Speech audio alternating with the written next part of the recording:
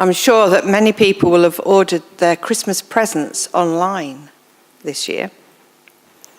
The question is, how many of them will have been delivered or will be delivered on time? Is anybody still waiting for something? Oh, yes. Do you remember the TV program, The Good Life? I think this episode, I wrote this a few days ago, but I think this episode was on last night on one of the channels. There is one about Christmas. It was in 1977. You remember Margot? Margot had to do everything just right. And she'd ordered her Christmas. I don't know if it was supposed to come from Harrods. It was supposed to come from one of these posh stores. But when it came, her Christmas tree was, I think, 6.5 inches too small, something like that. And she fell out with the delivery man and told him to take everything back, which she did. But then nothing else came. I think she thought they were going to send it all a new delivery. And to her, this was a complete and utter tragedy. But then she and Jerry celebrate Christmas with Tom and Barbara. And afterwards, during it, she realizes she's having the best Christmas she's ever had.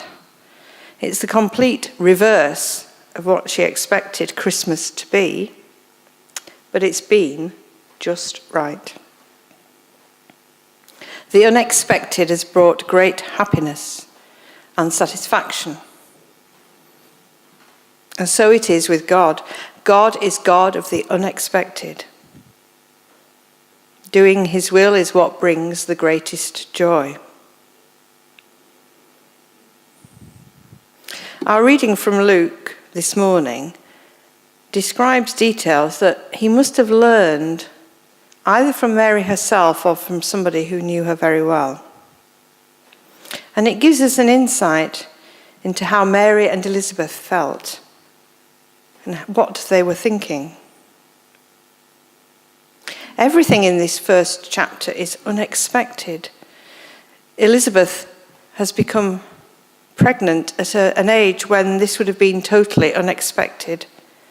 Zechariah has been told to name him John, not a family name at all.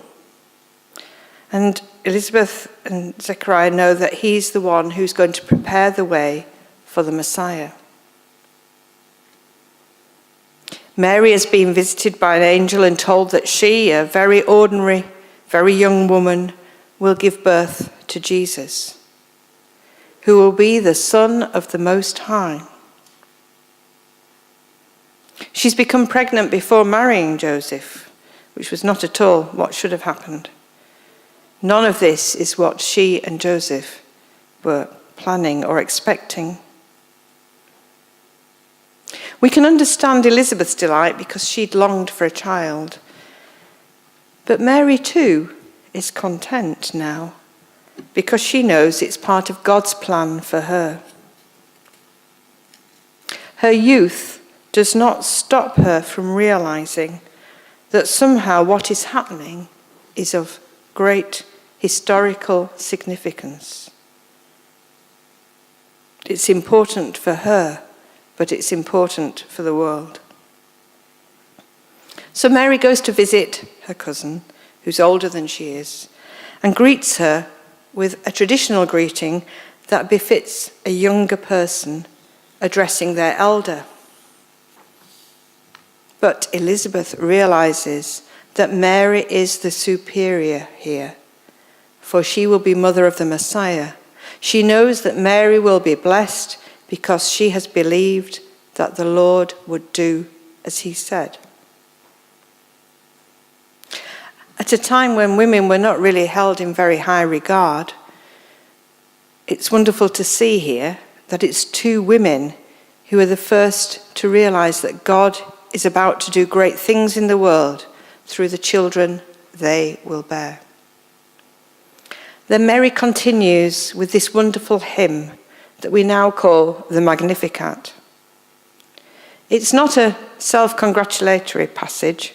I hope I spelled that right, and I hope I said it right. Anyway, Mary knows that what is important is not what she is doing, but what God is doing. In this hymn of praise, she describes what's important to God and how that differs from the world's standards. She is a lowly, humble girl, his servant, but God has chosen her. He shows mercy to all who fear him, but the proud and the haughty are scattered and sent away. Humble people have been and will be exalted, but princes and those in authority will be brought down and have been brought down. The hungry have been filled with good things, and the rich sent away empty. Mary looks back at how God has dealt in history with those who have disregarded him. This had happened a lot in the history of the Jewish people, and they had suffered invasions, been taken captive by other nations because of this, because of their disobedience to God. But Mary also speaks prophetically about the kingdom values that Jesus, her son, will teach to his followers. Jesus will bring in a moral, social, and economic revolution. Our God does not value pride, riches, or power. He does not value prestige and fame. He values faithful service, humility, and justice.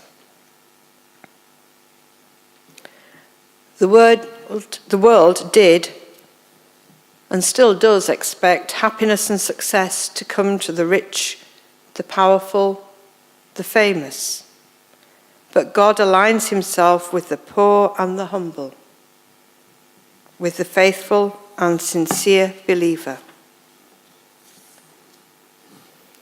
Mary doesn't know it yet, but her son will live a life that will be totally different from that of a great and mighty leader. Born in a lowly stable, hidden away at the back of an inn, rough shepherds will be the first to visit him. She and Joseph will have to flee with their son and live as refugees in a foreign land.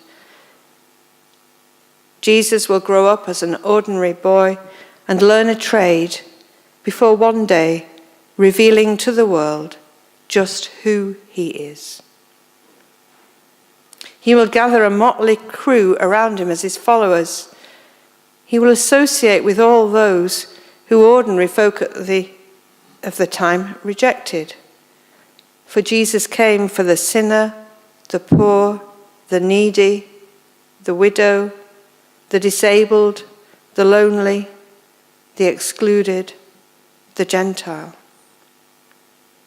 Jesus will bring in different values to the world, kingdom values. Then one day he'll be executed like a common criminal on the cross, and she herself will watch this. He will do this for all people in every time and place, and bring in a new covenant, a new agreement between God and humankind, so that we can be set free from the burden of sin. And God will do all this in such an unexpected way. So Mary has no knowledge of what lies ahead, but she is willing to trust in God. She says he has done great things for her. She may be young, but she realizes that she is part of God's wider plan that goes right back to the promises made to Abraham. Our God is God of the unexpected. His plans do not conform to what humans expect. The timing of his plans is different.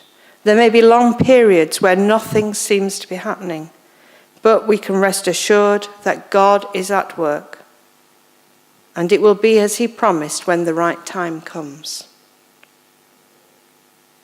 God works through unexpected people, an elderly mother, a young unmarried mother. He works through fishermen and tax collectors. He even works through those who have been his enemies. Our God does things his way and not the world's way. Just as he had a plan for Elizabeth, John the Baptist, and Mary, so he's a plan for each one of us. But it is up to us to say yes, to be willing to go with God where he will lead us. So what does this passage say to us today? As a Christian, expect the unexpected. If you're being asked to do something by God that you never in your wildest dreams thought about, don't presume that you've got hold of the wrong end of the stick. In God's eyes, it may be the perfect thing for you. If things do not turn out the way you want them to, consider if that is happening for a reason. As Christians, we are to have kingdom values. In Micah chapter 6, verse 8, we have a summary of what God wants for his world, which is reflected in Mary's song. He has told you, O man, what is good. And what does the Lord require of you but to do justice and to love kindness and to walk humbly with your God? We are called to be humble and not proud. We are taught that material riches are not important. What matters is how we live and who and what we value. What we do with the resources that are given to us. What we do with the opportunities that are given to us. We are to support and to help the poor and the vulnerable in society. We are to welcome all and exclude no one. We are to be faithful followers, trusting in our God and allowing him to work in and through us, just as Mary and Elizabeth did. More than once we hear that Mary pondered all the things that were happening in her life. This Christmas, may we too ponder what all this means and be grateful and live accordingly. Amen.